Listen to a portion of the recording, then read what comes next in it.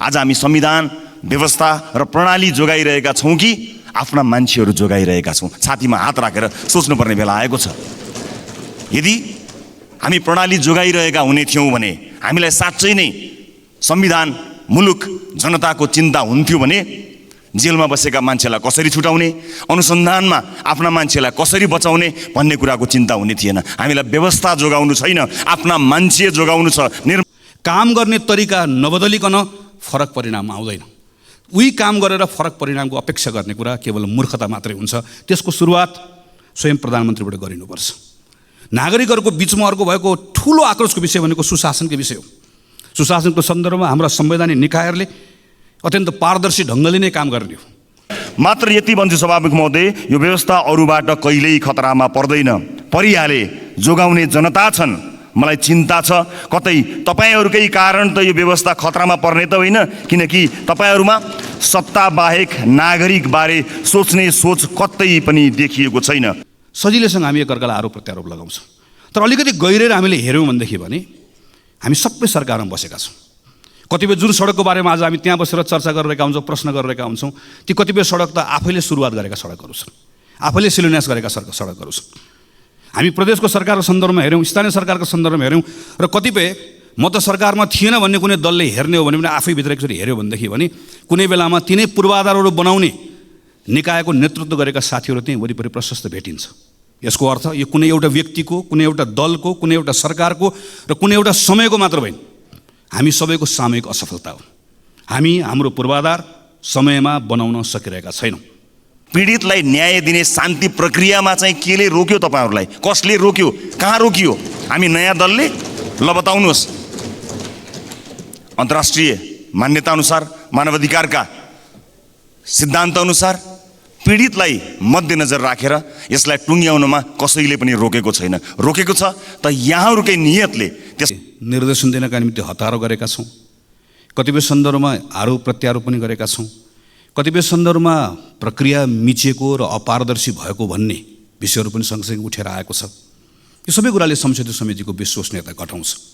छेडखानी मात्र होइन, फौजदारी अभियोग नै दर्ज गराउनु पर्ने खालको आरोपको खेती हुन्छ। शीर्ष भनिएका नेताजीहरूको लामो भाषणमा कुण्ठा चल्छ, मिथ्याङ्कको विवरण खुल्छ, आत्मप्रशंसा र विपक्षीको निन्दाको लम्बेतान सिलसिला मात्र चल्दैन। शीर्ष भनिने ठानिए नेताहरूकै लहरमा संसद बन्धक समेत हुन्छ।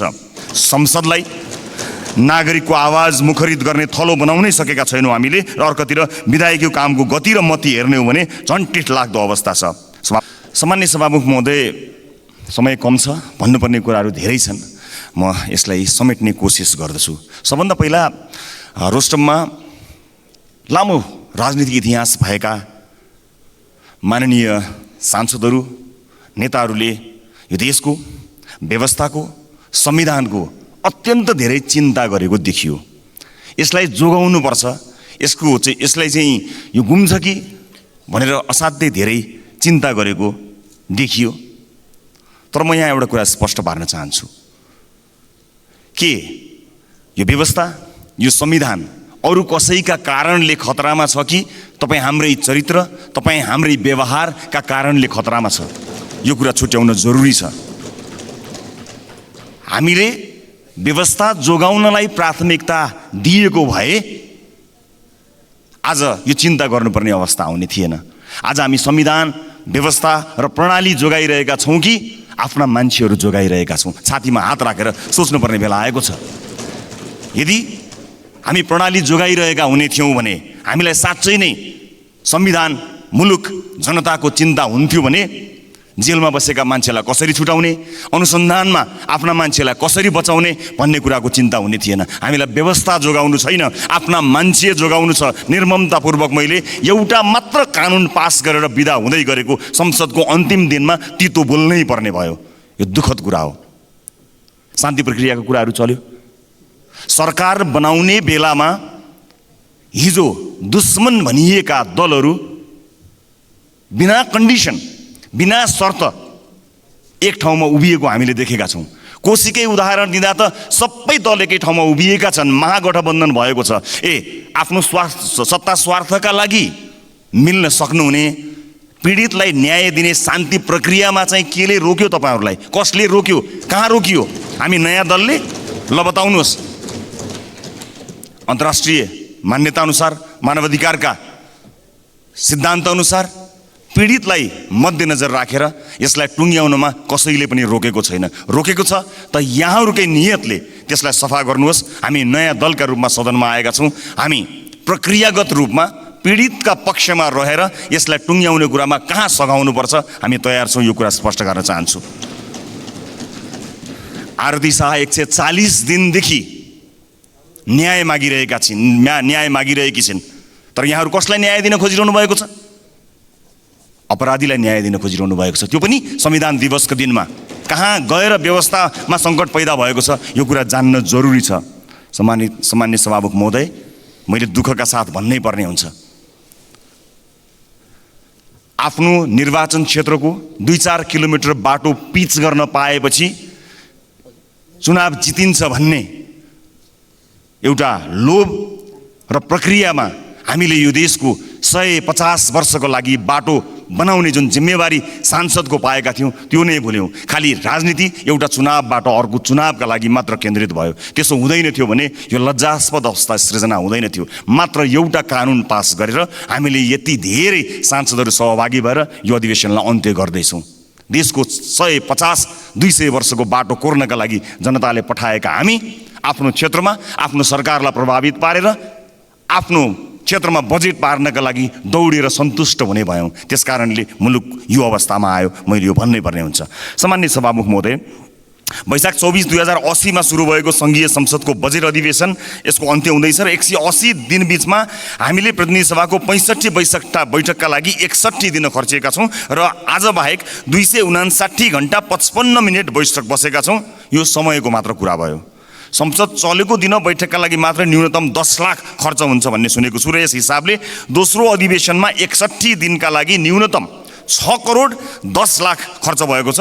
समय मात्रको कुरा छैन, पैसा पनि मनग्य खर्च गरेका छौँ हामीले लिने तलबको कुरा बेग्लै छ। प्रत्येक संसद बैठकमा हामी सांसदले राष्ट्रिय महत्त्वका सहितका आफ्ना निर्वाचन क्षेत्रका विषय राख्दै आएका छौँ। कहिले मलिन भएर कहिले चर्को स्वरमा नागरिकका आवाज हामीले उठाउँदै आएका छौँ, दुःख पीडा भन्दै आएका छौँ, माग आवश्यकता जस्ताको तस्तै आफ्नो क्षमताअनुसार सुनवाई गराउने कोसिस गरेका छौँ। मन्त्रीदेखि प्रधानमन्त्रीसम्मलाई प्रश्न सोध्छौँ ताकि उहाँहरूबाट जवाफ आउन सकोस्, नागरिकलाई आश्वस्त पार्न सकियोस्। तर दुःखका साथ भन्छु, यो संसदले हामी जनप्रतिनिधिकै आवाज सुनेको छैन भने नागरिक तहको आवाज के सुन्थ्यो? सुनेको छैन। ध्यानाकर्षणका लागि हामीले उठाएका विषय मन्त्रीले आफ्नो नोटबुकमा टिप्न लायक सम्झन्छन् कि सम्झँदैनन् मलाई थाहा छैन, तर स्पष्ट जवाफ आएको मलाई सम्झना छैन। कुनै पनि सांसदले आफूले ध्यानाकर्षण गराएको विषय, राखेको गुनासो र सोधेको प्रश्नमा सरकारका तर्फबाट स्पष्ट जवाफ पाएको भए त्यसलाई संयोग मात्र माने हुने अवस्था छ। बरु यो सदनमा आरोप प्रत्यारोप चल्छ। राजनीतिक छेडखानी मात्र होइन, फौजदारी अभियोग नै दर्ज गराउनु पर्ने खालको आरोपको खेती हुन्छ। शीर्ष भनिएका नेताजीहरूको लामो भाषणमा कुण्ठा चल्छ, मिथ्याङ्कको विवरण खुल्छ, आत्मप्रशंसा र विपक्षीको निन्दाको लम्बेतान सिलसिला मात्र चल्दैन। शीर्ष भनिने ठानिए नेताहरूकै लहरमा संसद बन्धक समेत हुन्छ।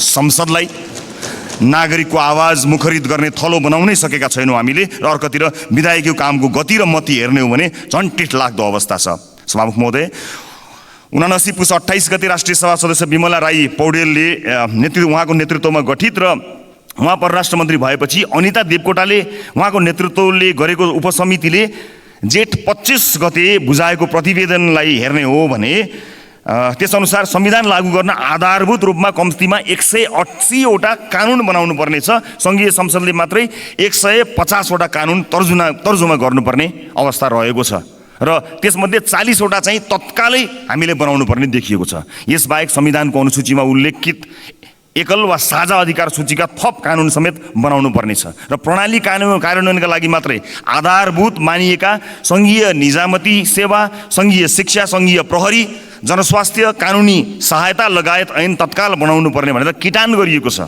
तर दोस्रो अधिवेशन प्रारम्भ भए यताको 6 महिनामा सङ्घीय संसदले बजेटसँग सम्बन्धित बाहेक मात्र एउटा कानुन बनायो। 6 महिनाको समय र करिब 6 करोड रुपियाँ खर्चिएर यो सदनले गर्यो एउटा कानुन पास गर्यो सम्मानित सभामुख महोदय।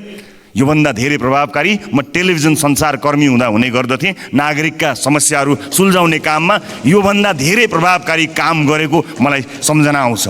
सम्मान्य सभामुख महोदय, हामीले यो अधिवेशनमा तत्काल छलफल चलाउनु पर्ने प्रकृतिका केही सङ्कल्प र जरुरी सार्वजनिक महत्त्वका प्रस्तावहरू पनि दर्ता गरेका थियौँ। यो सम्मानित सदनको पुनस्मरणका लागि मात्रै म त्यो विषयवस्तुहरू प्रस्तुत गर्न चाहन्छु। सभामुख महोदय, हामीले सङ्कल्प प्रस्तावका रूपमा सुमना श्रेष्ठ प्रस्तावक रहेको नक्कली भुटानी शरणार्थी प्रकरणबारे जेठ 1 2080 मा सङ्कल्प प्रस्ताव दर्ता गऱ्यौँ। डेङ्गी रोग नियन्त्रण र रोकथामको उपचारबारे माननीय विराजभक्त श्रेष्ठबाट जेठ 21 2080 मा सङ्कल्प प्रस्ताव दर्ता गऱ्यौँ। जरुरी सार्वजनिक महत्त्वको प्रस्तावका रूपमा सुन तस्करी प्रकरणबारे 16 सांसद प्रस्तावक रहेको र 4 समर्थक रहेको जरुरी महत्त्वको प्रस्ताव 10 साउनमा दर्ता गरायौँ। जरुरी सार्वजनिकको महत्त्वको प्रस्ताव म आफैले लम्की स्किन महामारी नियन्त्रणबारे 16 साउन 2080 मा दर्ता गराएँ। अर्को सङ्कल्प प्रस्ताव कैद मिनाहाको कानुनी प्रबन्ध दुरुपयोगबारे डिपिआरएल अशोक चौधरी निशा डागी सहित 18 असोजमा हामीले दर्ता गरायौँ। एकातिर संसदले पर्याप्त बिजनेस पाएनन् भने अर्कोतिर हामीले दर्ता गराएका यी सङ्कल्प प्रस्ताव जरुरी सार्वजनिक महत्त्वको 5 वटा प्रस्ताव छलफलमै ल्याइएन, थन्काइयो। समय, सन्दर्भ र घटना केन्द्रित गम्भीर प्रकृतिका समेत रहेको यस्तो प्रस्तावहरूमा व्यवस्था लोकतान्त्रिक संसदले कल्पना गर्न सक्दैन सभामुख महोदय। तर ठुला भनिने दलको सिन्डिकेट लादिने यो सदनमा हाम्रा प्रस्ताव कार्यसूचीमै चढेनन्। बेलैमा छलफल नचलाउँदा कतिपय प्रस्ताव अहिले असान्दर्भिक जस्तो लाग्छन्। तर समस्याको दीर्घकालीन समाधानका लागि यी प्रस्ताव ढिलो चाँडो छलफल चलाउनै पर्छ। यो संसदमा एउटा अर्को सन्दर्भ पनि उल्लेख गर्न चाहन्छु। सामान्य सभामुख महोदय, विद्यालय शिक्षा सम्बन्धी कानुनलाई संशोधन र एकीकरण गर्न बनेको विधेयक 2080 मा सैद्धान्तिक छलफल हुनुअघि जनताको राय समेत लिएर विधेयक परिष्कृत गर्नुपर्ने हाम्रो प्रस्ताव प्रतिनिधि सभाले अस्वीकार गर्यो। नागरिक र सरकारवालाको सुझाव नलिई कानुन बनाउने प्रवृत्तिका कारण विवाद आउने गरेकाले त्यो मस्यौदा जनताबीच लैजानुपर्ने रासोपाको प्रस्ताव थियो। तर सत्तापक्षको बहुमतको बलमा कानुन बनाउँदा जनताको राय लिने स्वाभाविक प्रक्रियालाई निरुत्साहित गरियो सभामुख महोदय। कानुन बनाउँदा नागरिकको न्याय राय लिउँ भन्ने प्रस्ताव समेत बहुमतको बलमा पेलिदो रहेछ। कस्तो विडम्बना। नयाँ भएकाले संसदीय अभ्यास सिक्दैछौँ सभामुख महोदय। केही कमजोरी पनि भएका होलान्, तिनलाई आउँदा दिनमा सच्याउने छौँ। प्रारम्भिक सिकाइको यो चरणमा आइपुग्दा फेरि पनि भन्नै पर्ने हुन्छ कि यो संसद ठुला भनिएका 3 दल बाहेकका लागि अनुदार छ। यो भन्नै पर्ने हुन्छ सभामुख महोदय। समयको पाबन्दी छ, मलाई 1 मिनटको समय पाउँ सभामुख महोदय। म केही चिज यहाँ जोड्न अनुमति चाहन्छु।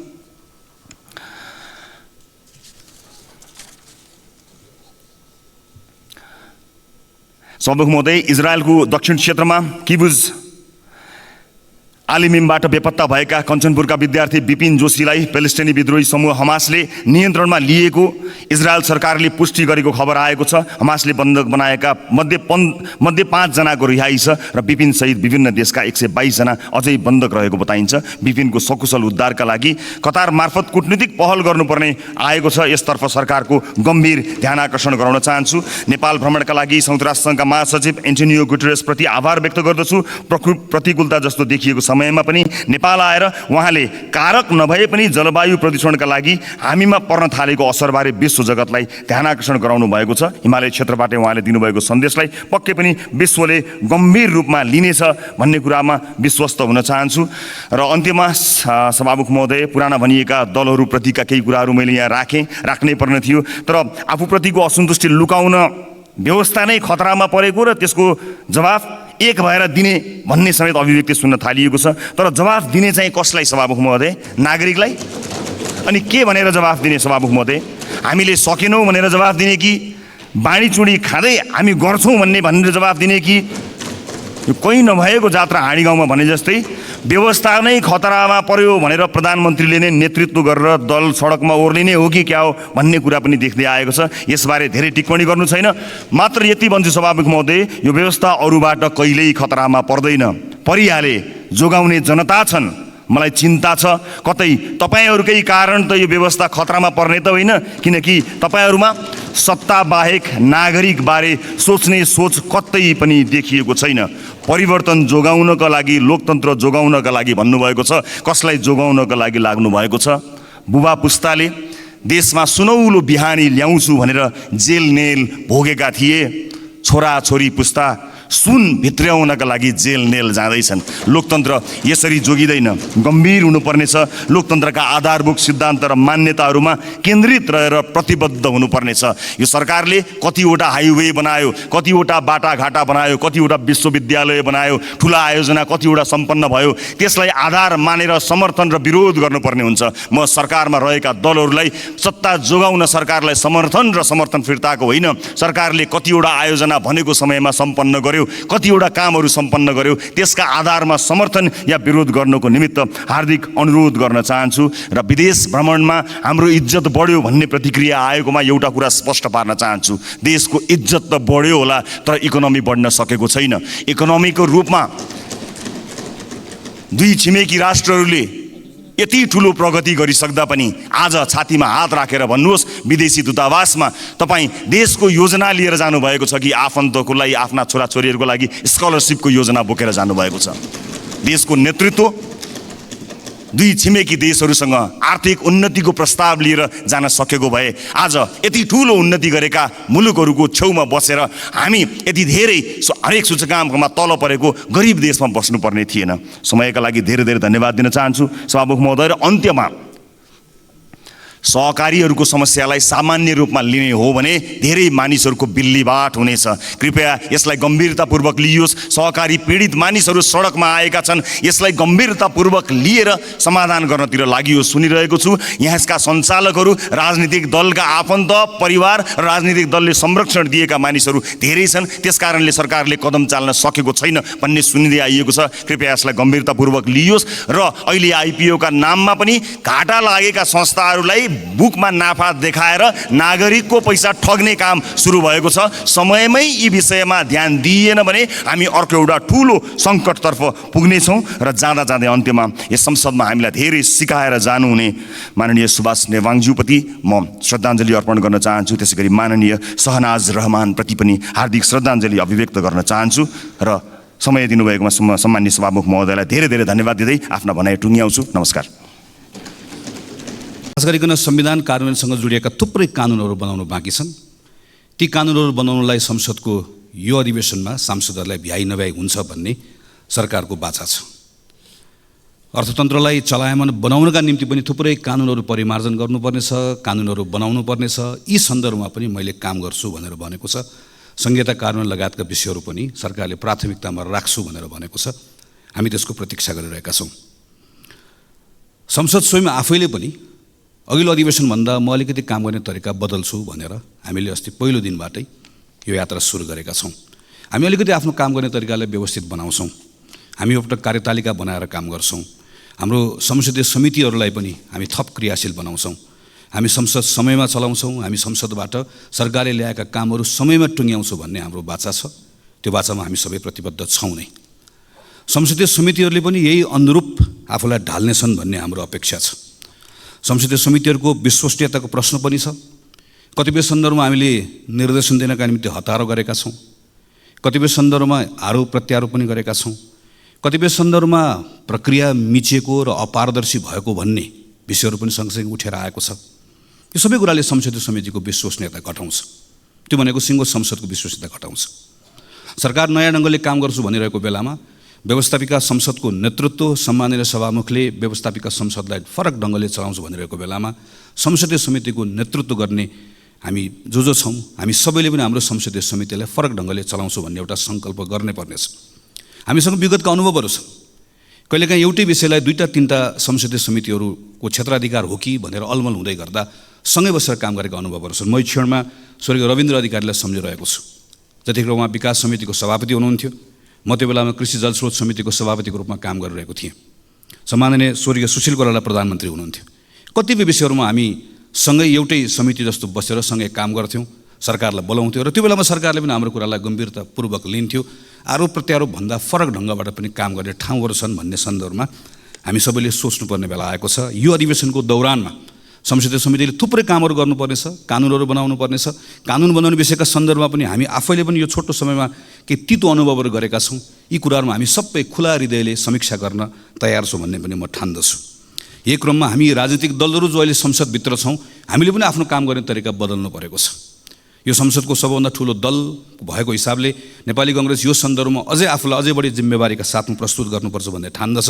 यही सोचेर हामीले भर्खरै बसेको संसदीय दलको बैठकबाट गम्भीरतापूर्वक छलफल गरेर एउटा सङ्कल्प गरेका छौँ कि यो पटकको संसदको अधिवेशनमा हाम्रो उपस्थितिलाई हामी थप जिम्मेवार बनाउनेछौँ, हामी आफूलाई थप क्रियाशील पनि बनाउनेछौँ र सरकारले संसदबाट जे कुराहरूको अपेक्षा गरेको छ संसदको ठुलो दलको हिसाबले यो जिम्मेवारीका साथमा हाम्रो क्रियाशीलताले सरकारको त्यो अपेक्षा पुरा गर्नको लागि र आम नागरिकको संसदप्रतिको अपेक्षा पुरा गर्नका निम्ति हाम्रो भूमिका तदनुरूप गर्नेछौँ भन्ने हिसाबले हामीले आफ्नो बैठकबाट केही निर्णयहरू गरेका छौँ र त्यही निर्णयले अनुरूप यो अधिवेशनभरि हाम्रा सांसद साथीहरू चल्नुहुन्छ भन्ने कुरामा म आश्वस्त पार्न पनि चाहन्छु। तर यो सँगसँगै हामीले हाम्रो यो संसदलाई आम नागरिकसँग कसरी जोड्ने भन्ने पनि हेर्नुपर्नेछ। हिजोको मात्र एउटा तथ्याङ्क हामीले हेऱ्यौँ भने पर्यटकहरूबाट जति रकम नेपाल भित्रिन्छ, हामी 10 लाख पर्यटक पुग्यो भनेर भन्छौँ, त्योभन्दा बढी रकम नेपाली विद्यार्थीहरूले बाहिर पढ्नको लागि लिएर गए भन्ने तथ्याङ्क हामीले हिजो मात्र पढ्यौँ। हामीले आफ्नै वरिपरि पनि थुप्रै केटाकेटीहरू बाहिर पढ्न गएको हामीहरू देख्छौँ। हुन त कहिलेकाहीँ हामीहरू मिथ्याङ्कहरूको सहारा पनि लिन्छौँ। नेपालमा खास गरिकन चिकित्सा लगायतका कतिपय विषयका सन्दर्भमा हामीले भ्रामक धारणाहरू बनाएर राखेका छौँ। नेपालको वरिपरि सिमाना क्षेत्रमा दर्जनौँ नर्सिङ कलेजहरू खुलेका छन्, त्यहाँ हजारौँ विद्यार्थीहरू पढ्न गएका छन् भनेर कहिलेकाहीँ आफू आतङ्कित हुन्छौँ, अरूलाई आतङ्कित बनाउँछौँ। हाम्रो सरकारको तथ्याङ्कले भन्छ गएको 3 वर्षमा 300 विद्यार्थी पनि बाहिर पढ्न गएका छैनन् नर्सिङ पढ्नका लागि। अरू विषयहरू पढ्न गएका छन्, अस्ट्रेलिया गएका छन्, क्यानाडा गएका छन्, युरोप गएका छन्, थुप्रै गएका छन्, तर सबै पढ्न भनेर गएका छैनन्। हामीले देख्छौँ कुनै बेला विद्यार्थीहरू बढी बेलायत जान्थे, जतिखेर बेलायतको इमिग्रेसन अलिकति खुकुलो थियो, कुनै बेला अस्ट्रेलिया जान्थे, अहिले क्यानाडा जान्छन्। यो सबै पढ्नको लागि होइन पनि हामीलाई थाहा छ। यसका अरू धेरै पक्षहरू छन्, तर कतिपय विद्यार्थीहरू पढ्नको लागि भनेर गएका छन्, हाम्रो विश्वविद्यालयको कारणले गर्दा गएका छन्। त्यो विश्वविद्यालय शिक्षा सुधार गर्यो भने कतिपय कुरालाई यहाँ रोक्न सकिन्छ। त्यो विश्वविद्यालय क्षेत्रलाई सुधार गर्नका निम्ति केही समयपछि सरकारले यही संसदमा उच्च शिक्षाको विधेयक ल्याउँदैछ, जो अहिले सार्वजनिक भएको छ, हामी त्यसलाई पढि पनि रहेका छौँ। त्यो उच्च शिक्षाको विधेयकमा यो संसदले हामीले काम गर्नुपर्ने छ। हाम्रो विश्वविद्यालयको स्वायत्तता, विश्वविद्यालयको सँगसँगै विविधता, विश्वविद्यालयले मौलिकता पनि कसरी कायम गर्ने, सँगसँगै विश्व बजारका निम्ति हाम्रो विश्वविद्यालय त्यो अनुकूल कसरी हुने भनेर हामीले कानुनमा सँगै काम गर्नुपर्नेछ। तर त्यो कानुन आउनको लागि समय लाग्छ, त्यो कानुन आएर पारित गर्नलाई पनि समय लाग्छ। यो बिचमा त्रिभुवन विश्वविद्यालयको ठाउँ रिक्त भएको छ, त्रिभुवन विश्वविद्यालय सँगसँगै अन्य विश्वविद्यालयहरूको पनि नेतृत्व रिक्त भएको छ। हामीले त्यो बेलामा सुधार गरौँला भनेर अहिले मौका पाएको बेलामा त्रिभुवन विश्वविद्यालयमा हिजो जे गल्ती गरेका छौँ त्यही कुरा दोहोऱ्यायौँ र मौका पाएको बेलामा सुधार गरेनौँ भने हामी यहाँभित्र उच्च शिक्षा सुधार गर्ने भनेर भनिराख्छौँ, छलफल गरिराख्छौँ, मान्य सांसदहरूले तथ्याङ्क प्रस्तुत गरिराख्नुहुन्छ, विद्यार्थी बाहिर गयो भनेर हामी रोइकराइ गरिराख्छौँ। तर संसदले आफूले पाएको जिम्मेवारी हामीले उच्च शिक्षाको विधेयक ठिक ढङ्गले बनाएनौँ र सरकारले मौका पाएको बेलामा त्रिभुवन विश्वविद्यालय, पूर्वाञ्चल विश्वविद्यालय, पोखरा विश्वविद्यालय लगायतको नेतृत्वहरू भागवण्डा नगरिकन विश्वविद्यालयको नेतृत्वको नियुक्ति हेर्दाखेरि नै कुनै पनि नागरिकले टिप्पणी गर्न नसक्ने गरिकन बनाउने मौकाबाट चुक्यो भने हाम्रा कुरा मात्रै हुन्छन्। हामीले यहाँ संसदबाट गर्ने काम र सरकारबाट गर्ने कामलाई आम नागरिकका विषयहरूसँग जोड्न सक्छौँ कि सक्दैनौँ। हाम्रो अहिले विद्यालयहरूमा केटाकेटीहरू पढ्न गइरहेको देशैभरि देख्छौँ हामीहरू। थुप्रै विद्यालयहरू खुलेका छन्, विद्यालयको भवन पनि बनेका छन्, तर एक कक्षामा 100 जना विद्यार्थी भर्ना भएको विद्यार्थीहरू 10-12 कक्षामा पुग्दै गर्दा 30-32 जना विद्यार्थीहरू मात्र बाँकी रहन्छन्। त्योभन्दा पनि डरलाग्दो कुरा अर्को, हाम्रो केटाकेटीहरू विद्यालयमा पढिरहेका छन् तर सिकिरहेका छैनन्, गणित सिकिरहेका छैनन्, विज्ञान सिकिरहेका छैनन्, अङ्ग्रेजी त अझै कम सिकिरहेका छन्।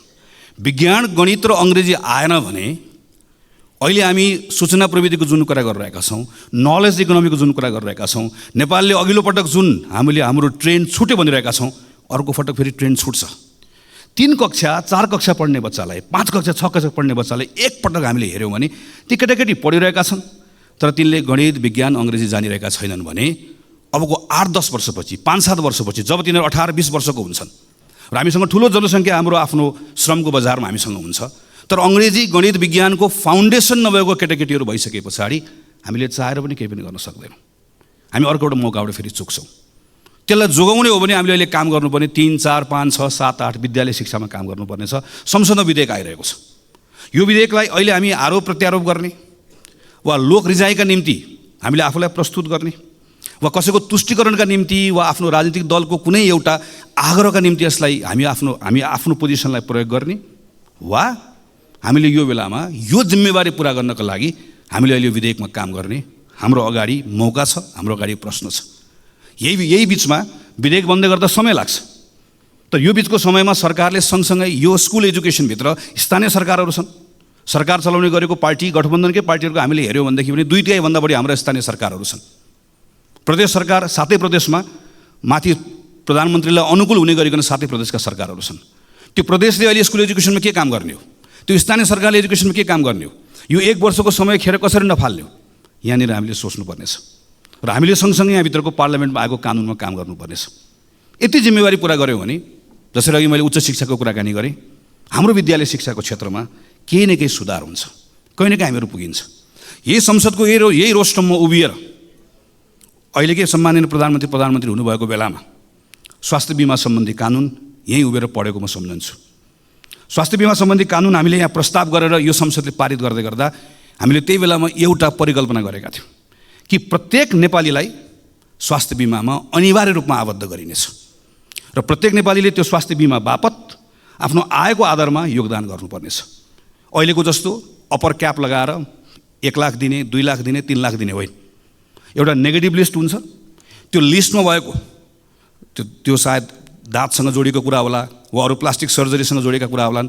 यी केही सेवाहरू बाहेक बाँकी रहेका सबै सेवाहरू त्यो बिमित भएको मानिसले सबैको बिमित हुन्छ र प्रत्येक नेपाली, यसको अर्थ प्रत्येक नेपालीले ती सबै सुविधाहरू निःशुल्क रूपमा प्राप्त गर्छ र गुणस्तरीय रूपमा प्राप्त गर्छ। र यो दिनको निम्ति हाम्रा सेवा प्रदायक संस्थाहरूलाई कसरी बलियो बनाउने, त्यो सेवा प्रदायक संस्थाहरूमा जनशक्ति कसरी उपलब्ध गराउने, यी सबै विषयहरूका बारेमा अध्ययन पनि भएको छ, यसका बारेमा निर्णयहरू पनि भएका छन्, यसको बारेमा बाटो कसरी जाने भन्ने कुरा तय पनि भएको छ। आज हामीसँग फेरि एउटा मौका आएको छ। हामी अहिले यो काम गर्ने वा अहिले स्वास्थ्य बिमाको हामीले अहिले पछिल्लो समयमा हामीले हेऱ्यौँ भनेदेखि भने यो प्रतिको विश्वास घट्दै गएको छ, झन् थप लथालिङ्ग बन्दै गएको छ। हामीले अहिले यहाँभित्र बसेर, संसदभित्र बसेर स्वास्थ्यको हामी नै आफूले बनाएको कानुनलाई कार्यान्वयन गराउने विषयको सन्दर्भमा हामीले जे भूमिका निर्वाह गर्नुपर्ने हो हामीले निर्वाह गर्नुपर्नेछ, सरकारको ठाउँबाट जे भूमिका निर्वाह गर्नुपर्ने हो सरकारले निर्वाह गर्नुपर्नेछ। यी साना कामहरू हुन्, मैले भनेका योभन्दा धेरै ठुल्ठुला कामहरू अहिलेका काम हुन् भन्ने लाग्न सक्दछ, तर यस्तो होइन। सम्माननीय सभामुख महोदय, अहिले हामी समुदायमा नेपाली कङ्ग्रेस भन्ने एउटा अभियान अन्तर्गत देशैभरि हिँडिरहेका छौँ। खास गरिकन यो पछिल्लो 6-8 महिना 1 वर्षभित्र नागरिकहरू के सोचिरहेका छन्, हामीलाई कसरी हेरिरहेका छन्, सिङ्गो प्रणाली, हाम्रो अहिलेको व्यवस्था, हाम्रो अहिलेको अवस्था, यी सबैको बारेमा नजिकबाट केही कुराहरू सुनौँ भनेर देशभरि साथीहरू हिँडिराख्नु भएको छ। हाम्रो नेताको निधन भएकोले हामीले कार्यक्रम स्थगित गऱ्यौँ र केही समय पछाडि यो कार्यक्रम फेरि अगाडि लिएर जान्छौँ र त्यस पछाडि आएको कुरालाई स्वाभाविक रूपमा हामी संसदमा र अरू मञ्चहरूबाट सबैको अगाडि राख्नेछौँ नै। यो बिचमा म पनि झापाबाट भैरवासम्म हुलाकी राजमार्गको बाटो हुँदै वरिपरिका समुदायहरूसँग अन्तर्क्रिया गर्दै गर्दै हिँडेँ। त्यहाँबाट हिजो काठमाडौँ फर्किएको छु। यो बिचमा मैले देखेँ कि हाम्रा पूर्वाधारहरूको अवस्था, चाहे त्यो ठुलो पूर्वाधार होस्, चाहे झापाको त्यो कन्काई पुल होस्, मोरङको रतुवामाई पुल होस्, वा धनुषाको कमलाको पुल होस्, वा बाटोमा परेका सिँचाइका ठुला आयोजनाहरू हुन् वा साना आयोजनाहरू, चाहे सानो होस् चाहे मध्यम होस्, यी सबै आयोजनाहरूको बेहाल छ। अहिले भर्खर पनि यहाँ बाटोको कुरा निस्क्यो, सडकको कुरा निस्क्यो। अहिले नारायणगढ बुटोलको सडकबाट हामीहरू धेरै हिँडेका छौँ। हामी अहिले यही यता पोखरासम्म जाने बाटोमा पनि यहाँ सबैजना हिँडेका छौँ। हामी यो विषयमा छलफल गर्दै गर्दा के कुरा भन्छौँ भने कहिलेकाहीँ हामी ऐनमा समस्या छ त्यस कारणले गर्दा भयो भनेर भन्छौँ, कहिले वन मन्त्रालयले रुख काट्न दिएन त्यस कारणले गर्दा भयो भनेर भन्छौँ। अहिले पछिल्लो समयमा के भन्न थालेका छौँ भने सरकारले भुक्तानी दिएन त्यस कारणले गर्दा समस्या भयो भनेर भन्छौँ। सरकारले फेरि चाहिँ मैले भुक्तानी दिन खोजेको तर समयमा गर्नुपर्ने काम नसकेको कारणले गर्दा भएन भनेर भनेको हामीहरू सुन्छौँ। र यो सन्दर्भमा हाम्रो संसदभित्र हामी छलफल गर्दै गर्दाखेरि सजिलैसँग हामी एकअर्कालाई आरोप प्रत्यारोप लगाउँछौँ। तर अलिकति गहिरेर हामीले हेऱ्यौँ भनेदेखि भने हामी सबै सरकारमा बसेका छौँ। कतिपय जुन सडकको बारेमा आज हामी त्यहाँ बसेर चर्चा गरिरहेका हुन्छौँ, प्रश्न गरिरहेका हुन्छौँ, ती कतिपय सडक त आफैले सुरुवात गरेका सडकहरू छन्, आफैले शिलान्यास गरेका सडकहरू छन्। हामी प्रदेशको सरकारको सन्दर्भमा हेऱ्यौँ, स्थानीय सरकारको सन्दर्भमा हेऱ्यौँ, र कतिपय म त सरकारमा थिएन भन्ने कुनै दलले हेर्ने हो भने पनि आफै भित्र एकचोटि हेऱ्यो भनेदेखि भने कुनै बेलामा तिनै पूर्वाधारहरू बनाउने निकायको नेतृत्व गरेका साथीहरू त्यहीँ वरिपरि प्रशस्त भेटिन्छ। यसको अर्थ यो कुनै एउटा व्यक्तिको, कुनै एउटा दलको, कुनै एउटा सरकारको र कुनै एउटा समयको मात्र होइन, हामी सबैको सामूहिक असफलता हो। हामी हाम्रो पूर्वाधार समयमा बनाउन सकिरहेका छैनौँ। हामी यो सन्दर्भमा चाहे स्थानीय सरकार होस्, चाहे प्रदेश सरकार होस्, चाहे सङ्घको सरकार होस्, चाहे पुल होस्, चाहे सडक होस्, चाहे राम होस्, चाहे हरि होस्, जसले जिम्मा लिए पनि, जसले कुर्सीमा बसे पनि हामी कसैले पनि हाम्रो पूर्वाधार समयमा बनाउन सकिरहेका छैनौँ। समथिङ इज रङ।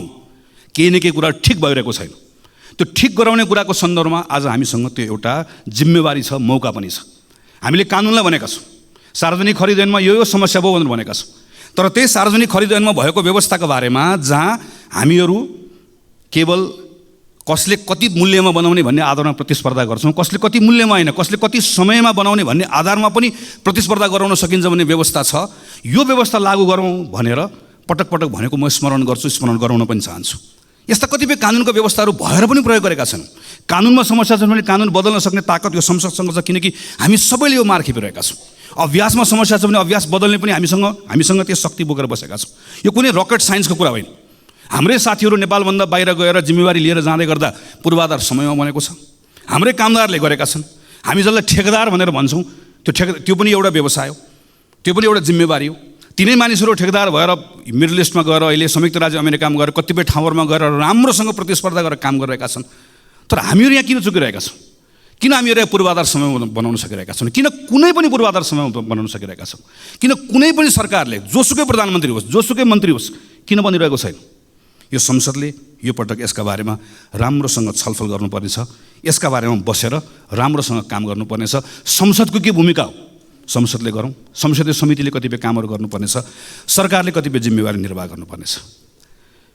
यस्ता साना कामहरू किन गर्नुपर्ने छ भने यी साना कामहरूबाट जुन नागरिकहरूले केही परिवर्तन भएको महसुस गर्छन्, त्यसले आजको दिनमा टुटेको भरोसालाई फेरि जागृत गराउन सक्दछ। म अहिले 12-13 दिन घुमेर आइसकेपछि त्योभन्दा पहिला पनि हिँडिरहेको थिएँ। म डराएको छैन, तर कता कता कहीँ न कहीँ मनभित्र एउटा ठुलो चिन्ता केमा लागेको छ भने एउटा भरोसा गुम्दै गएको छ। राम्रोसँग बसेर कुराकानी गऱ्यो भने राजनीतिक अधिकार पाएको कुरामा, आर्थिक सामाजिक सांस्कृतिक अधिकार पाएको कुरामा नागरिकहरूले ठुलो गौरव गरेका छन्। उनीहरू गर्छन्। उनीहरू यो मानेमा हाम्रो नेतृत्वप्रति, उनीहरूको ठुलो सम्मान पनि छ, राजनीतिक दलप्रति सम्मान पनि छ। हिजोको अवस्थासँग तुलना गर्दै गर्दा हिजो विद्यालय पढ्न नपाएको मान्छे 8 कक्षा पढ्न पाउँदै गर्दा स्वाभाविक रूपमा खुसी छ। तर के कुराले चिन्तित छ, के कुराले आक्रोशित छ भने 8 कक्षा एउटै कक्षामा पढ्न थालेको धेरै भयो। 8बाट 9 जान चाहन्छ, 9बाट 10 जान चाहन्छ, त्योभन्दा माथि बढ्न चाहन्छ। तर अड्केको कुराले गर्दा आक्रोशित छ, कहीँ न कहीँ भरोसा गुमाएको छ। राजनीतिक दलहरूप्रति मात्र होइन, अहिले पछिल्लो समयमा मैले घुम्दै गर्दा मैले देखेको कुरा, अड्डा, अदालत, प्रहरी, प्रशासन, दल, ब्याङ्क, वित्तीय संस्था, हामीसँग जे जति कुराहरू छन् जसलाई हामी संस्था पनि भन्छौँ। स्टेट भनेको केवल पार्लियामेन्ट, अदालतहरू मात्र होइन, सबै कुराहरू, सबैसँगको एउटा खालको विश्वास घुम्दै गएको अवस्था छ। यो डरलाग्दो छ। यो विश्वासलाई हामीले पुनर्स्थापित गर्नै पर्छ। यो हामी सबैको जिम्मेवारी हो। यो विश्वास पुनर्जागृत गर्न सकिएन, भरोसा फेरि स्थापित गर्न सकेन भने हामी सबैले गुमाउने अवस्था आउँछ। यसका निम्ति फेरि पनि सबभन्दा बढी काम गर्नुपर्ने, सबभन्दा बढी जिम्मेवारी लिनुपर्ने सरकार सञ्चालन गर्नेले नै हो। सरकार सञ्चालन गर्ने कुरामा फेरि पनि सरकारको नेतृत्व गर्नेले नै हो। मैले यो संसदमा पटक पटक उभिएर त्यस कारणले भनेको छु र फेरि पनि त्यो कुरा दोहोऱ्याउन चाहन्छु।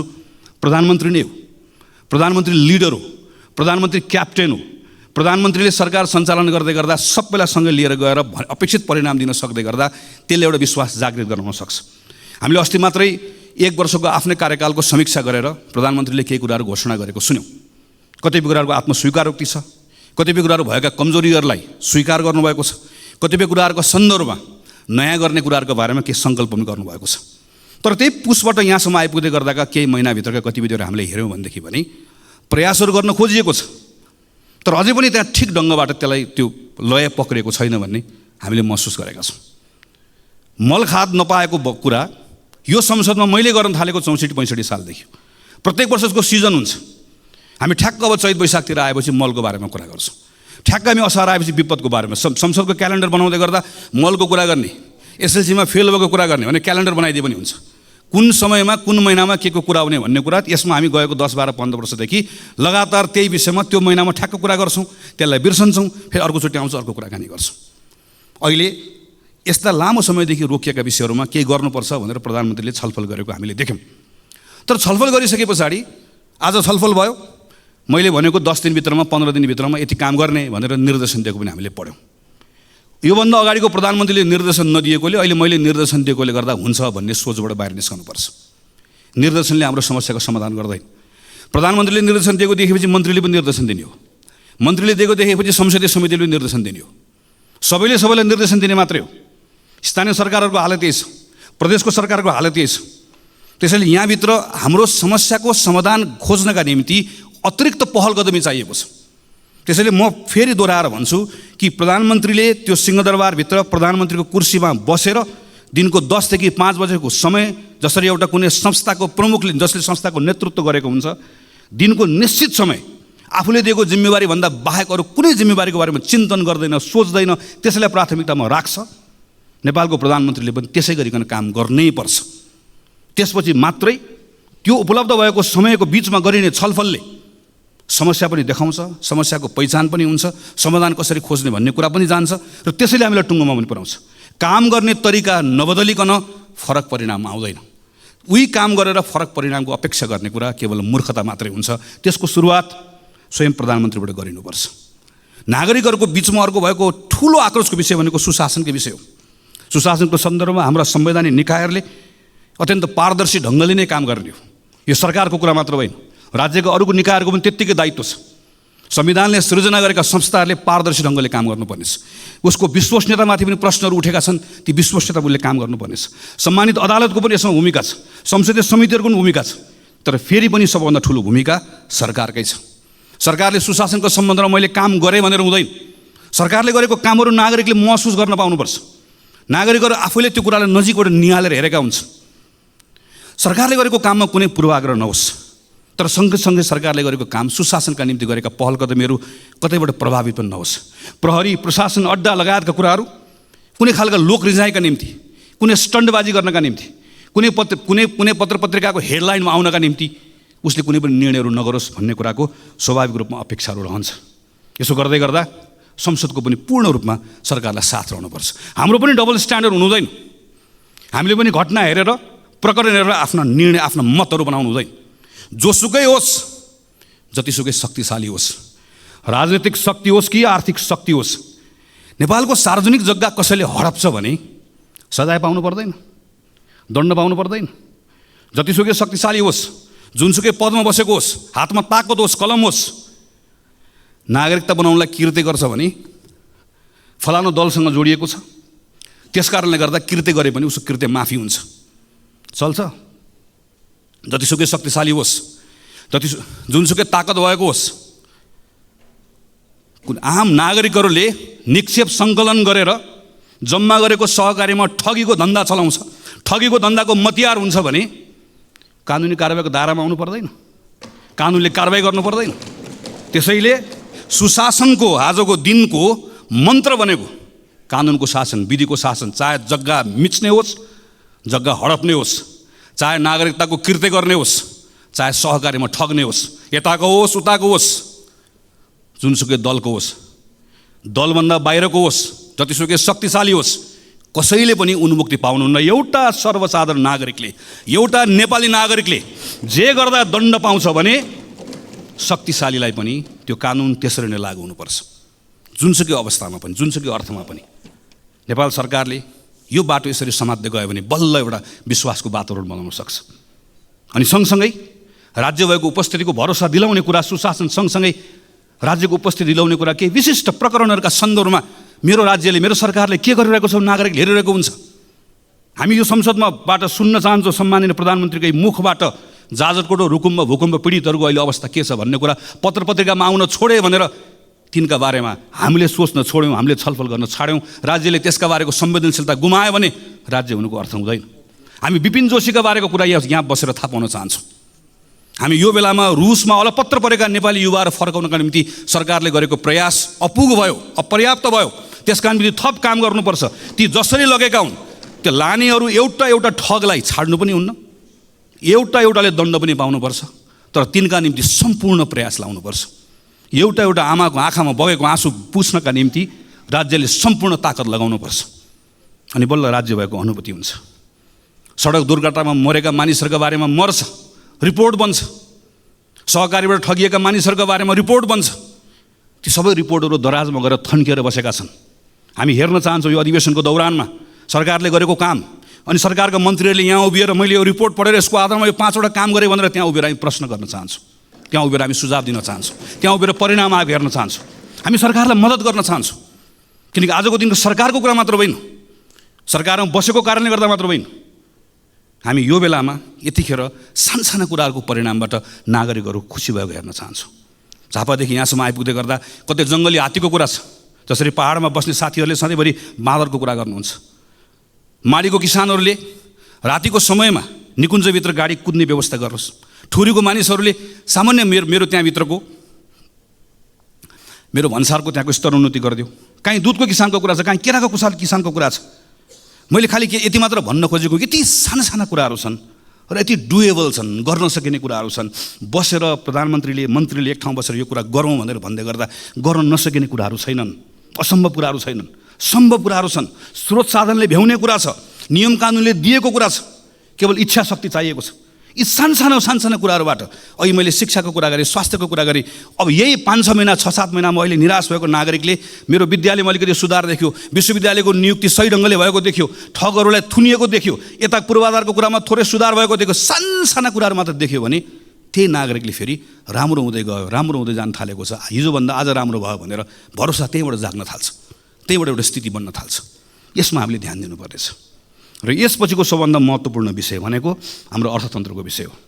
राष्ट्र ब्याङ्कले हिजो मात्रै चालु आर्थिक वर्षको 6 महिनाको अहिलेको आर्थिक अवस्थाको प्रतिवेदन सार्वजनिक गरेको छ।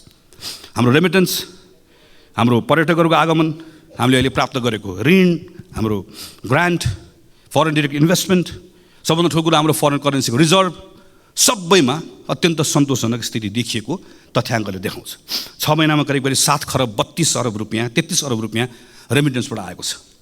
म त्यो खाडीमा, मलेसियामा, भारतमा, अरू देशहरूमा गएर काम गरेर दुःख गरेर नेपाल पठाएर आजको यो अप्ठ्यारोमा नेपाल चलाइराख्नुभएका, नेपाल चलाउनका निम्ति खास नेपाल चलाउने ती तमाम गएका साथीहरूलाई हामीले कहिले पलायन भयो भनिदिएका छौँ, कहिले भाष्यो भनिदिएका छौँ। म यो संसदको रोस्टरमा उभिएर तीप्रति सम्मान प्रकट गर्न चाहन्छु। तिनले पठाएको, तिनको मेहनतको कारणले गर्दा आज हाम्रो यस्तो इकोनोमी चलेको छ। तर सरकार यो आँकडा हेरेर मात्रै मक्ख परेर बस्यो भने चाहिँ हामीहरू डुब्छौँ। किनकि यही बेलामा आँकडाको अर्को पक्ष पनि छ। ब्याङ्कसँग अहिले कहिले नभएको पैसा छ, त्यति पैसा थुप्रिएको छ, तर कर्जा लगानी नै हुँदैन। जम्मा 4% वृद्धि छ। तपाईँ हामी सबै घुमिरहेका छौँ। सानो व्यवसाय गर्ने पनि टाट पल्टेको छ, ठुलो व्यवसाय गर्ने पनि सबैको हालत बेहाल छ। कोही मान्छे पनि ठिक भयो भनिरहेको छ। जुनसुकै सेक्टरमा जाउँ, रियल इस्टेटको सेक्टरमा जाउँ, म्यानुफ्याक्चरिङको सेक्टरमा जाउँ, एग्रो बिजनेस गर्ने सेक्टरमा जाउँ, स्मल इन्टरप्राइजेस गर्ने सेक्टरमा जाउँ, कहीँ कसैले पनि ठिक भयो भनेर भनिरहेको छैन। किनकि आन्तरिक अर्थतन्त्रमा ठुलो शिथिलता आएको छ।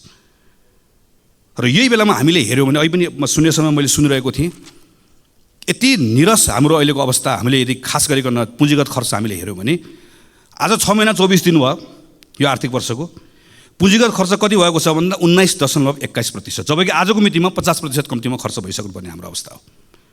केन्द्रीय सरकारको जस्तो छ, स्थानीय सरकार र प्रदेश सरकारको पनि त्यस्तै छ। गएको 5-6 वर्षमा हामीले हेऱ्यौँ भने 60% कसैको पनि नआएको छैन।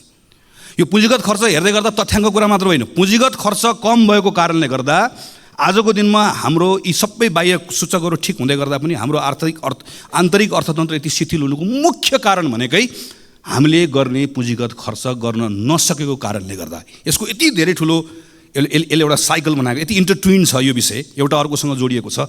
यो कारणले गर्दाखेरि यस्तो खालको एउटा भयानक स्थिति सृजना भएको छ। तर यो पुँजीगत खर्च बढाउनुको निम्ति हामी जान्न चाहन्छौँ र हामी यदि हाम्रो भूमिका के हुन्छ भने हामी मद्दत गर्न चाहन्छौँ। तपाईँ हिजो गरेको भन्दा के फरक गर्दै हुनुहुन्छ? हाम्रो प्रधानमन्त्री कार्यालय, हाम्रो अर्थ मन्त्रालय, हाम्रो अरू मन्त्रालयहरू, समग्रमा सरकार हिजो गरेको भन्दा के फरक गर्दैछ, के नयाँ ढङ्गले गर्दैछ, जसको आधारमा हामी विश्वास गर्न सक्छौँ कि अब पुँजीगत खर्च हिजोको भन्दा फरक हुन्छ। हामी त नयाँ बजेटको बारेमा छलफल गर्न थाल्यौँ, गर्ने पनि पर्नेछ, हामीले भनेको टाइममा गरौँ भनेर। तर नयाँ बजेटको छलफलको कुराको अर्थ के? पुरानो बजेटको बारेमा हामी सक्यो। अस्तिसम्म हामी पुरानो बजेटमा छलफल गर्दैथ्यौँ। बजेट कार्यान्वयनको अहिले चरणमा यति निराश लाग्दो अवस्था भएको बेलामा हामीले यो बेलामा पुँजीगत खर्च बढाउने विषयको सन्दर्भमा हामी यो गर्छौँ, यसरी गर्छौँ भन्ने कुरा गरेनौँ भने यसले हाम्रो अवस्था बदलाव ल्याउँदैन। हामी चाहन्छौँ सरकारले यसका बारेमा प्रयासहरू गरोस्, गरि पनि रहेको छ। कतिपय गरेको कुराहरूको बारेमा हामी जानकारी पनि चाहन्छौँ। हामी सूचित पनि हुन चाहन्छौँ, हामी त्यहाँ सुझाव दिन चाहन्छौँ, हामी सँगसँगै यी विषयहरूमा काम गर्न चाहन्छौँ। यति गर्न सकियो भने त्यसले थोरै सरकारलाई स्पेस दिन्छ। त्यो स्पेस पाएपछि अब के कानुनहरूमा काम गर्नुपर्नेछ। कम्तीमा पनि 5वटा कानुन खारेज गर्नुपर्नेछ। 28वटा कानुन, विदेशी लगानी, सार्वजनिक निजी साझेदारी लगायत हामीले टिपेर हेर्दै गर्दाखेरि करिब 28वटा नयाँ कानुनहरू यहाँभित्र बनाउनु पर्ने र परिमार्जन गर्नुपर्नेछ। अर्थात् करिब 40को हाराहारीमा यो संसदले अबको 5-6 महिनाभित्र कानुनमा काम गर्नुपर्नेछ। हामी ती कानुनमा काम गर्न तयार छौँ। पहिला सानो क्विक विन्सहरू हामीलाई चाहियो, त्यसले थोरै विश्वासको वातावरण बनाउँछ। त्यति विश्वासको वातावरण बनाइसकेपछि हामीले कानुनमा सुधार गर्नुपर्नेछ, त्यसले अझै वातावरण दिन्छ। त्यति वातावरण दिएपछि अनि हामीले अर्थतन्त्रको संरचनागत सुधार गर्नै पर्नेछ। किनकि हामी निर्वाचनमा जाने, निर्वाचन जित्ने, बहुमतको सरकार बन्ने, संविधान बनिसक्यो, कुनै अहिले युद्ध द्वन्द्व केही छैन, हामी सामान्य अवस्थामा छौँ। यो अवस्थामा पनि हामीले अर्थतन्त्रको संरचनागत सुधार गरेनौँ। हेर्नुहोस् त, हाम्रो व्यापार घाटा हामी अहिले हेऱ्यौँ भने हामी बङ्गलादेश जस्तो हुने भन्छौँ म्यानुफ्याक्चरिङ सेक्टरमा। हाम्रो अहिले करको दर जुन छ, करको यो दर राखेर हामी बङ्गलादेश जस्तो हामी म्यानुफ्याक्चरिङ सेक्टर बन्न सक्छौँ। हामी पर्यटनमा यत्रो ठुलो आशा गरिरहेका छौँ, तर आजको दिनमा हाम्रो म्यानुफ्याक्चरिङ सेक्टर लगायतको यी सेक्टर्सहरूबाट हामीले रोजगारी सृजना गर्न सकेनौँ भनेदेखि भने हाम्रो अर्थतन्त्रको हालत अहिले जे छ अझ योभन्दा पनि कमजोर बन्दै जान्छ। हाम्रो अर्थतन्त्रमा संरचनागत सुधार नगरिकन हाम्रो अवस्था बदलिन्न। संरचनागत सुधारको लागि पहिलो पाइला नचालिकन गन्तव्यमा पुगिन्न। पहिलो पाइला चाल्नको लागि आत्मविश्वास चाहिएको छ। आत्मविश्वासको लागि अहिले केही सुधार गर्नुपर्नेछ। सानो सुधार गऱ्यौँ थोरै ठाउँ दिन्छ। थोरै ठाउँमा बसेर कानुनी सुधार गरौँ अझै ठुलो ठाउँ दिन्छ। अनि त्यो ठुलो ठाउँले आत्मविश्वास दिन्छ। त्यसपछि हामीले संरचनागत सुधार हामीले गर्नै पर्छ। हाम्रो अहिलेको जस्तो एग्रिकल्चर राखेर, अहिलेको जस्तो म्यानुफ्याक्चरिङ राखेर, अनि अहिलेको जस्तो हाम्रो यति यो खालको सर्भिस सेक्टर राखेर, अनि सर्भिस सेक्टरको हाम्रो कन्ट्रिब्युसन चाहिँ 60%भन्दा बढी सर्भिस सेक्टरको भनेर हामीले भन्ने, तर हाम्रो सर्भिस सेक्टर जुन खालको छ, यो खालको सर्भिस सेक्टर राखेर हामी कहीँ पनि पुग्दैनौँ। हामीले एउटा ठुलो जम्प गर्नुपर्ने छ। त्यो जम्प गर्नुको लागि हामीलाई एउटा ठुलो आधार चाहिएको छ। यसका निम्ति सम्माननीय सभामुख महोदय, योभन्दा राम्रो मौका कहिले आउँछ? संविधान बन्यो, संहिता आयो, सङ्घ छ, प्रदेश छ, सबैतिर अहिले एक खालको अनुकूलता छ, सबैतिर एउटा खालको वातावरण छ। हामीलाई कुनै बाह्य कारणले गर्दा अप्ठ्यारो भएको छैन। हामी सबै सहजतामा छौँ। हामी सबै सहजतामा भएको बेलामा पनि नेपाल सङ्कटमा छ, नेपाल सङ्कटमा छ, नेपाल अप्ठ्यारोमा छ भनेर भन्ने हो भने चाहिँ सजिलो चाहिँ कहिले हुने हो? के भयो भने चाहिँ नेपाललाई सङ्कटबाट बाहिर निकाल्ने हो त हामीले। त्यसरी यो बेलामा फरक ढङ्गले काम गर्ने कुरामा सरकारले सोचोस् भन्ने हो। र नेपाली कङ्ग्रेस पार्टी हामी संसदको ठुलो दलको हिसाबले यो अभियानमा हामी सरकारमा छौँ, हाम्रो जिम्मेवारी छ, त्यहाँ पनि छँदैछ। हामी यो संसदको यो ठाउँबाट पनि सरकारले बनाउने कानुन, सरकारले यहाँबाट खोजेका तमाम कुराहरूका सन्दर्भमा हामी सहयात्रा गर्न चाहन्छौँ, हामी सँगसँगै मद्दत पनि गर्न चाहन्छौँ। यी सबै विषयहरू छलफल गर्दै गर्दा संविधानको अर्को पाटो हामीले बिर्सनौँ न। हामीले संविधानमा दलितका बारेमा कुरा गरेका छौँ, मधेसीका बारेमा कुरा गरेका छौँ, महिलाका बारेमा कुरा गरेका छौँ, अल्पसङ्ख्यकका बारेमा कुरा गरेका छौँ। यी तमाम विषयहरूको कुराकानी गर्दै गर्दा यो केवल बोल्ने विषय मात्र होइन। केही समयपछि संसदमा निर्वाचनको ऐन आउँदैछ, राजनीतिक दल सम्बन्धी ऐन आउँदैछ। यी तमाम कानुनहरूमा छलफल गर्दै यो पटक संसदले यहाँभित्र फेरि के हावी नहोस् भन्नेतर्फ सचेत रहनै पर्छ भने संविधानको त्यो मर्म जसले दलित, महिला, मधेसी, मुस्लिम सबैको, अल्पसङ्ख्यक सबको समान प्रतिनिधित्वको कुरा गर्छ, समान हैसियतको कुरा गर्छ, हाम्रा कानुनहरू पछाडि नफर्क्यौँ, हाम्रा कानुनहरू यो त्यो रिग्रेसिभ बाटोमा नजाओस् भन्नेतर्फ पनि संसदको यो अधिवेशनमा हामीले यथेष्ट ध्यान पुर्याउनु पर्नेछ। पछिल्लो समयमा हामी के देख्दै गएका छौँ भने डेमोक्रेसीको एउटा सुन्दर पक्ष भनेको असहमति राख्न पाउने कुरा हो, आफ्नो फरक मत राख्न पाउने कुरा हो। तर केन्द्र कतिपय ठाउँमा सङ्घको सरकार पनि हामी कतिपय ठाउँमा अनुदार हुँदै गर्दा त्यसको सिको प्रदेशको सरकारले, त्यसको सिको स्थानीय सरकारहरूले गर्न थालेर एउटा नागरिकका समूहले आफ्नो मागहरू राख्दै गर्दा, हाम्रो असहमतिहरू राख्दै गर्दाखेरि हामी हाम्रो सिभिक स्पेसहरू हामीले खुम्चाउँदै जाँदै गर्दा, साँगुरो बनाउँदै जाँदै गर्दा यसले अनुदार चेहरा देखाउने, चरित्र देखाउने मात्र होइन, त्यसले त्यो डेमोक्रेसीको सबैभन्दा सुन्दर पक्षलाई सङ्कुचित गर्दै गर्दा यो प्रतिको विश्वास पनि उड्दै जान्छ।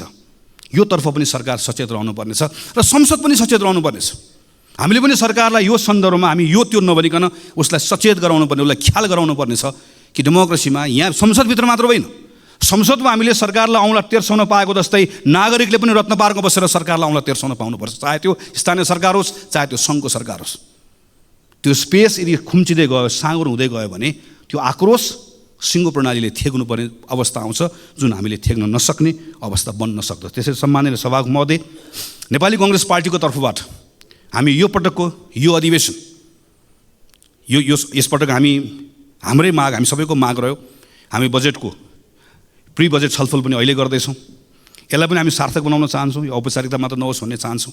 हामी सरकारले भनेका तमाम जुन कमिटमेन्ट अनुसारको कानुनहरू यो संसदको अधिवेशनमा आओस् भन्ने चाहन्छौँ। त्यो सक्रियतापूर्वक त्यसमा हामीहरू भाग लिएर अन्य दलहरूसँग पनि सहकार्य गरेर हामी छिटोभन्दा छिटो हाम्रो संविधानको मर्म अनुसारको कानुनहरू बनाएर यहाँबाट पारित होस् भन्ने अवस्था होस् भन्ने हामी चाहन्छौँ। यो अधिवेशनमा सम्माननीय सभामुख महोदयले प्रारम्भमा भन्नुभएको जस्तै यसलाई हामी जिम्मेवार बनाउँछौँ, व्यवस्थित बनाउँछौँ। तर सँगसँगै सांसदहरूले राख्नुभएको कुराहरू चाहे शून्य समयमा होस् चाहे विशेष समयमा होस्, यहाँबाट उठेका ती प्रश्नहरू केवल प्रश्नका रूपमा मात्र नहोस्, सरकारले निरन्तर रूपमा त्यसको जवाफ दिने अवस्था बनोस्। हामी यो सन्दर्भमा काम होस् भन्ने चाहन्छौँ।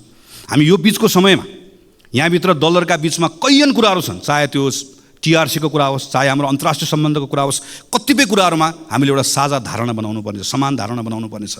संसदभित्र हुने छलफलले, यहाँभित्र हुने वाद विवादले, यहाँभित्र हुने बहसले एकतालाई बल पुऱ्याओस्।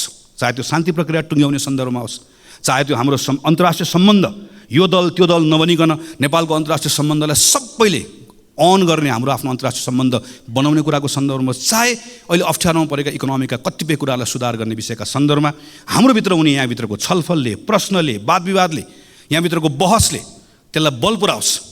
अझै सँगै काम गर्ने कुरामा त्यसलाई ताकत दियोस्, हामी यो चाहन्छौँ। र यसका सन्दर्भमा नेपाली काङ्ग्रेस पार्टीको तर्फबाट सम्पूर्ण रूपमा हाम्रो कमिटमेन्ट छ। हामीले यो पटक अस्ति भर्खर बसेको संसद दलको बैठकको निर्णयमा भनेका छौँ, संविधानको रक्षा, यो व्यवस्थाको सुदृढीकरण र आम नागरिकहरूले व्यवस्थासँग गरेको जुन अपेक्षा छ त्यसलाई पुरा गर्ने भन्दा आजको दिनमा हाम्रो लागि अर्को कुनै विषय छैन, हाम्रो लागि अर्को कुनै प्राथमिकता छैन। त्यो नै हाम्रो लागि सर्वोपरि छ। त्यही मान्यताका साथमा यो पटकको संसदको अधिवेशनभरि यो हाम्रो पार्टीको तर्फबाट यहाँ उपस्थित रहनुभएको सबै सांसद साथीहरूले व्यक्तिगत रूपमा पनि र कतिपय ठाउँमा संसदीय समितिभित्र सबै ठाउँमा कानुन निर्माण गर्ने कुरामा, संसदको बहसमा, छलफलमा यी सबै कुराहरू सकारात्मक ढङ्गबाट जिम्मेवारीका साथमा क्रियाशील भएर कानुनहरू निर्माण गर्ने कुरा निष्कर्षमा पुगोस्। सरकारमाथि निरन्तर प्रश्न पनि होस्, कतिपय ठाउँमा प्रतिरोध पनि होस्, बहस पनि होस्, छलफल पनि होस्, सुझाव पनि होस्, सहकार्य पनि होस्। यी विषयका सन्दर्भमा हाम्रा सांसद साथीहरूले काम गर्ने भन्ने सन्दर्भमा जुन स्वाभाविक पनि छ, तर अझै बढी जोड दिएर हामीले अस्ति भर्खर भएको बैठकबाट निर्णय गरेका छौँ। त्यसैले आज पहिलो हाम्रो पार्टी दलको तर्फबाट आफ्नो विषयहरू राखेर आफ्नो विषयहरू टुङ्ग्याउने क्रममा म सिङ्गो सम्मानित सभामुख महोदय मार्फत सिङ्गो संसदलाई यो कुरामा आश्वस्त पार्न चाहन्छु कि जसरी यो अहिलेको यो अधिवेशन यसलाई सार्थक बनाउने भनेर सरकारले, सम्माननीय सभामुख महोदयले, सबै राजनीतिक दलका शीर्ष नेताहरूले, हामी सबैले एउटा सोच बनाएका छौँ, सङ्कल्प बनाएका छौँ। यो सङ्कल्पलाई पुरा गर्ने साथमा हामी नेपाली काङ्ग्रेस पार्टीको तर्फबाट 100% हाम्रो यसमा संलग्नता रहन्छ, 100% हाम्रो सक्रियता रहन्छ र हामी अन्य दलहरूसँग, संसदभित्र रहनुभएका तमाम अरू सबै दलहरूसँग कानुन निर्माण गर्ने कुरा, सुशासनका कुरा, भ्रष्टाचार अन्त्य गर्ने कुरा र हाम्रो अर्थतन्त्रलाई चलायमान बनाउने कुरा र संविधानलाई कार्यान्वयन गर्ने कुरा, खास गरिकन संघीयताको कार्यान्वयन गर्ने कुरा, सुशासनको कुरा लगायतका तमाम विषयहरूका सन्दर्भमा हामी सहकार्य पनि गर्न चाहन्छौँ। त्यो सहकार्य गर्ने विषयको सन्दर्भमा पनि हामीहरू खुला छौँ र हामी किन पनि यो ठान्दछौँ भने आजको यो घडी, अहिले यो बेलाको समय यत्रो सफलता प्राप्त गरिसकेपछि यही संविधान सभामा, पहिलो संविधान सभा त्यसका दृश्यहरू याद छ, दोस्रो संविधान सभा त्यसको दृश्यहरू याद छ, त्यति अप्ठ्यारो समयहरू हामीले पार गरेर आयौँ। आज त धेरै सहजता छ, धेरै अनुकूलता छ, तर यो सहजता र अनुकूलताको बिचमा पनि एक प्रकारले सम्माननीय सभामुख महोदय राजनीतिक दलहरूको अग्नि परीक्षाको जस्तो समय छ। तर यो दलको मात्र अग्नि परीक्षा होइन, सिङ्गो लोकतान्त्रिक प्रणालीको अग्नि परीक्षा जस्तो छ। लोकतान्त्रिक प्रणालीको मात्र होइन, हाम्रो समय नै एक प्रकारले अग्नि परीक्षामा गएको जस्तो भएको छ। किन?